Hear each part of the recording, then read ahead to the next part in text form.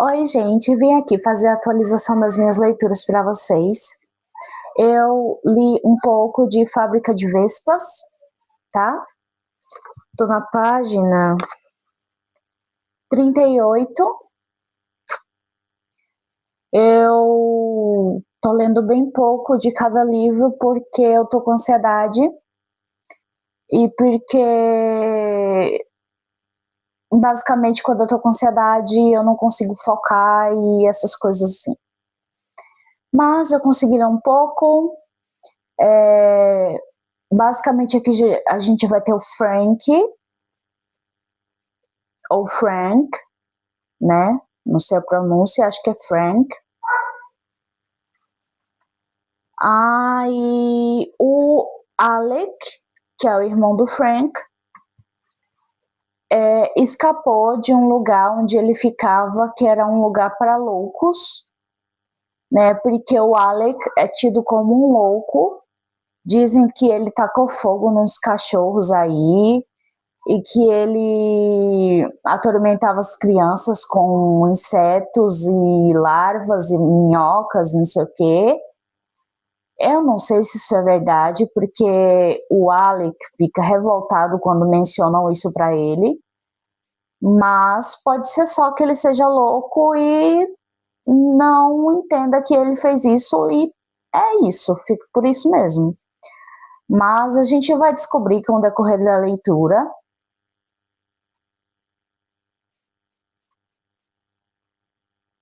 Minha gata se deitou do ladinho do tripé. Eu pensei que ia mexer no tripé. Enfim. Aí, gente, o Frank já matou 3 pessoas. O Alec não matou ninguém, mas na cabeça do Frank, o Alec matou a mãe porque a mãe morreu dando à luz ao Alec. Como se fosse uma morte indireta, mas isso é só uma doidura. Isso mesmo, doidura. Isso é só uma loucura do próprio Frank, que eu também acho que ele não bate bem da cabeça, tá? Ele trabalha na fábrica de vespas e eu ainda não entendi qual é essa da fábrica de vespas, porque não falou nada ainda sobre. E tem o Angus, que é o pai desses dois. Esses dois, o Frank e o Alex, são irmãos, tá? E aí o Frank, ele teve um acidente e é uma pessoa com deficiência, mas não mencionou aqui a deficiência dele e nem mencionou qual foi o acidente que ele passou, que ocorreu com ele. Eu tô no limbo nesse livro ainda. Acho que as coisas só vão começar a acontecer lá para a página 50 e por aí. Mas não foi uma leitura chata, foi uma leitura interessante, né? A abordagem aí dos personagens, né? A apresentação dos personagens e de algumas problemáticas que provavelmente a gente vai acompanhar até o final do livro. E é isso. De Fábrica de Vespas por hoje é isso. Agora eu vou ler Legião, tá? E é isso. Oi, gente, eu vou atualizar vocês sobre as minhas leituras, vou mostrar o que eu li hoje e vou mostrar também uma atualização que eu vou ter que fazer, infelizmente, porque não dá para ler todos os livros que eu quero. Se eu fizer com aquela TBR que eu mostrei para vocês. Então, vamos lá. Eu cheguei na página 200 de Legião. O Padre Dyer morreu, tá? Eu não sei, eu acho a morte dele um pouco suspeita, mas até então não sabemos de nada. E é isso. Esse livro eu vou continuar lendo até eu terminar.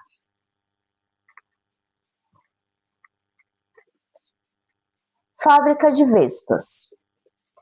Eu li até a página 38. Vou continuar lendo esse livro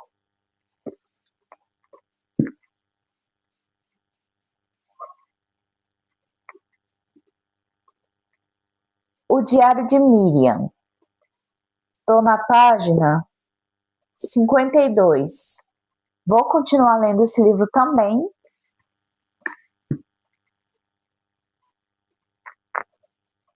E um capítulo todo dia de coroa da meia-noite.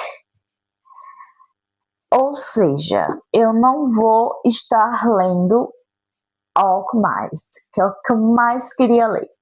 Mas é porque eu quero muito ler logo esses livros.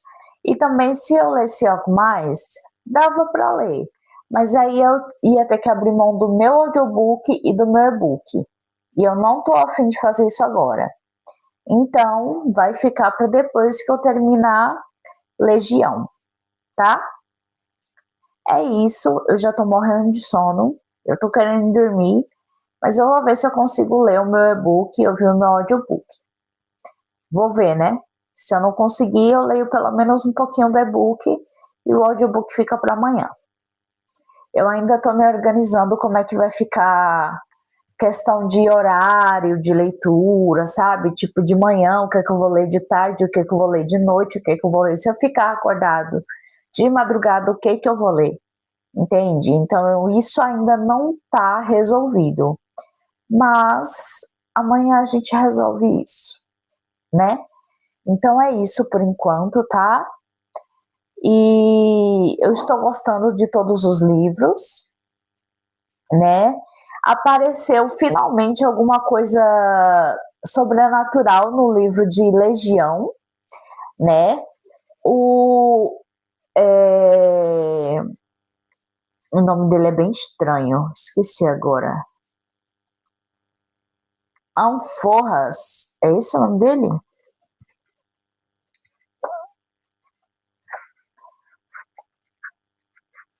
Cadê, gente?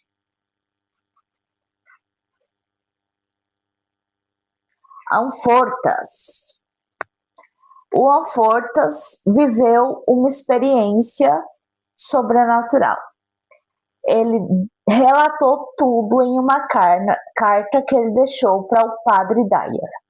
Eu não sei se o Padre Dyer leu essa carta, porque a carta ia ficar para o Padre Dyer para quando o Anfortas morresse. Acontece que, se eu não me engano, o Anfortas ainda está vivo e o Padre Dyer morreu. Ou seja, o Anfortas vai ter que deixar essa carta para ninguém ou para outra pessoa. Ou quem sabe, né, ele já deu para o Padre Dyer e aí o Kinderman vai descobrir e ler essa carta. São várias possibilidades. E o que houve de sobrenatural na vida dele? Ele tinha a Anne, né? E aí ela morreu. Só que ele percebeu que tinha vozes, que tinha um barulho na casa dele, né, e tal. Pelo menos eu entendi que era na casa dele. Enfim, isso não é o mais importante. O mais importante está por vir. Basicamente, ele comprou fitas, foi gravando. No começo, a voz era uma bagunça. Depois era uma voz baixa. Depois aumentava o volume de voz e ele escutava alguém dizendo o nome dele, Anfortas. Ele pediu para 2 enfermeiras ouvirem o áudio da fita, sem nenhum comprometimento e sem explicar porquê. A primeira não ouviu nada, a segunda ouviu o nome dele. Aí o que aconteceu? Ele comprou todo um material profissional, tá? De fita, de fone, de ouvido, sabe? Essas coisas. Aí ele foi gravando, e aí ele pediu ajuda para um cara que tinha sido paciente dele, né, e que trabalhava não sei onde lá, que era um lugar importante, mas enfim, ninguém liga. Eu não ligo. E aí, nesse momento que ele foi pedir ajuda para esse cara, a voz tinha falado outra coisa. Tinha falado com a voz da Anne, dizendo que era a Anne. E aí, quando ele pediu para esse rapaz escutar a fita, o rapaz escutou a voz do Anfortas falando o nome dele. Aí o Anfortas ficou louco das ideias. Aí ele deu a desculpa, né, de que era uma pesquisa, né, para um trabalho dele. E aí esse cara ajudou o Anfortas um pouco e as vozes foram aumentando, né, e dizendo outras coisas, e algumas coisas tinham significado, outras nenhum. E aí, gente, basicamente foi isso, né, a experiência do Anfortas. E aí eu tô louco pra saber se ele já compartilhou com o Padre Dyer, se o Padre Dyer leu e morreu depois, ou se ele só morreu sem ter lido a carta. Eu não sei de nada, eu estou perdidinho, esses livros estão me deixando perdido. O outro eu fiquei super confuso e agora eu tô entendendo as coisas, mas elas estão acontecendo de uma forma que eu não consigo imaginar a reta final ou o próximo passo. Enfim, leituras muito proveitosas, estou gostando delas. Infelizmente não vou poder colocar meu calhamaço aqui. Ai, gente, se tinha uma leitura que eu não queria ter parado era essa, mas infelizmente escolhas, né? Prioridades. E aí é isso, gente. Oi, gente, bom dia. Eu acordei animado, não sei porquê, mas eu acordei com animação, isso é bom, vamos aproveitar, não é mesmo? Então, por isso que eu vim dar bom dia para vocês. E eu já vou ir ouvir o meu audiobook, né? Depois eu acho que eu vou ter que colocar o celular para carregar, porque eu não coloquei ontem à noite para carregar, então acho que não vai ter bateria quando terminar o audiobook para eu ler o e-book, né, de Corte de Espinhos e Rosas. Aí eu não sei que horas vai ser quando eu terminar de fazer essas coisas, né? Aí eu vou fazer como eu sempre faço, vou tomar um banho. Se bem que eu geralmente espero até a tarde para tomar banho, porque de manhã tá muito frio, né? De manhã tá muito frio aqui. Aí provavelmente eu vou esperar até lá à tarde. Talvez eu tire um cochilo e depois do cochilo eu tome banho e vá ler. Aí eu vou ler primeiro Coroa da Meia-Noite. Depois eu acho que eu vou ler Fábrica de... Não. Depois de Coroa da Meia-Noite eu acho que eu vou ler o Diário de Miriam. Depois eu vou ler Legião. E depois eu vou ler Fábrica de Vespas. Vou deixar Fábrica de Vespas por último. Porque na hipótese de eu não conseguir ler todos os livros, pelo menos eu vou ter lido o livro principal, que é o livro que eu tô terminando, né? Então é isso. E eu não tenho muito mais para dizer. Eu gostaria de sair um pouco. Eu não tenho saído de casa, eu não saio de casa, na verdade, porque eu não consigo andar direito, né? Tipo, eu consigo andar, mas eu não consigo andar muito, minhas pernas não sustentam, né, a dor. E o joelho também, que agora eu tô com uma dor no joelho insuportável. E a dor no pé que eu sempre senti. É complicado ter fibromialgia. Eu queria muito sair um pouquinho, né? Quem sabe? Quem sabe depois do banho? Ou depois de eu ter lido 1 ou 2 livros? Não sei. Porque tem um caminho que eu consigo ir até ele. Tem lugar para sentar, né? Uma praça. Não é tão longe. Eu poderia sair, ficar lá sentado um pouco com a minha mãe, né? Não sei se vai rolar. Porque ela também tem que estar com coragem para andar comigo. E a minha mãe já é idosa. Pelo menos a mãe que me criou, né? A minha mãe biológica, ela não fica em casa nos dias de semana. Então é isso. Beijo, tchau. Oi, gente. Eu li o capítulo de hoje de Corte de... Meu Deus. De Coroa da Meia-Noite. Gente, eu tô confundindo os nomes. Que é isso, gente? Que é isso? Porque é da mesma autora. Mas enfim, eu li o capítulo de hoje de Coroa da Meia-Noite e eu estou estarrecida. Gente do céu, está rolando um clima, é oficial. Está rolando um clima entre Cole e Celina. Eu estou muito feliz. Gente, nenhum livro tinha me causado uma reação dessas há tanto tempo. Sério, eu amo essa série. Por favor, escritora, não estraga no final. Porque a gente sabe que essa série é enorme, né? Então tem toda a chance para estragar. A gente sabe de como é que funciona livro com continuação. Ai, gente, muita alegria, muita felicidade, muito raio de sol, muito tudo, sabe?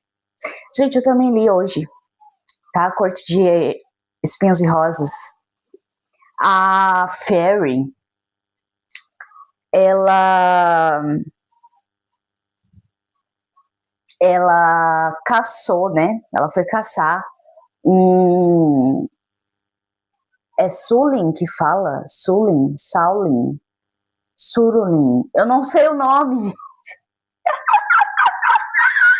Gente, é muito difícil decorar os nomes das criaturas que tem nesse livro, juro pra vocês. Eu não decorei um nome. Um nome de uma criatura eu não decorei. Decorei a Puca. E só. É só o que eu sei. Seres humanos, grão féricos, Puca e o Sarulin, Sulin, que eu não sei como é que chama. Eu sei o que é, né, agora, porque ela conseguiu caçar um e conseguiu respostas, mas respostas negativas, né? Respostas que ela preferia não ter recebido, vamos dizer assim, né? E aí ela descobriu que o Tamlin é um grão senhor. Gente, eu já sabia disso, tipo, como é que ela não sabia disso ainda? Se ele tem o poder de lutar contra um Bagre, não sei também o nome. Sou a pior leitora de Corte de Espinhos e Rosas que vocês vão encontrar no mundo. Aí, é claro que ele é um grão senhor, cara. Ele é poderoso, ele é forte. Ele tinha que ser um grão senhor.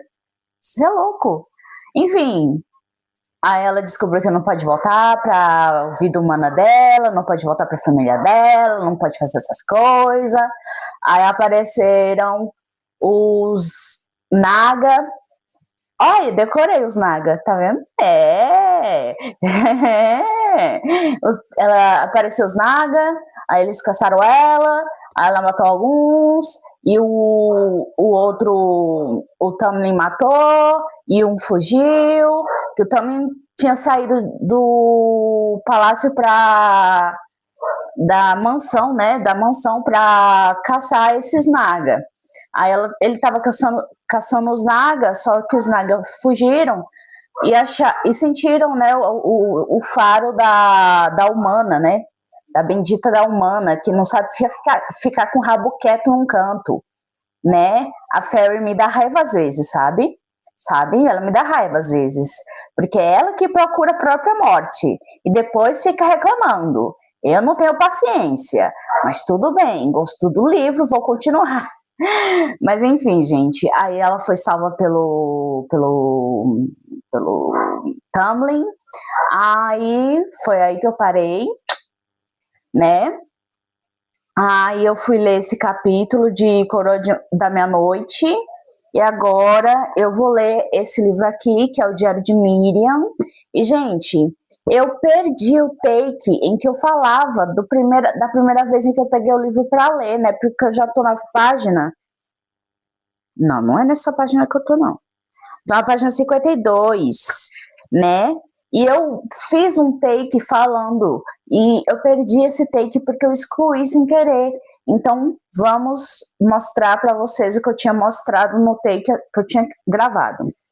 Antes de começar o livro, tem uma explicaçãozinha,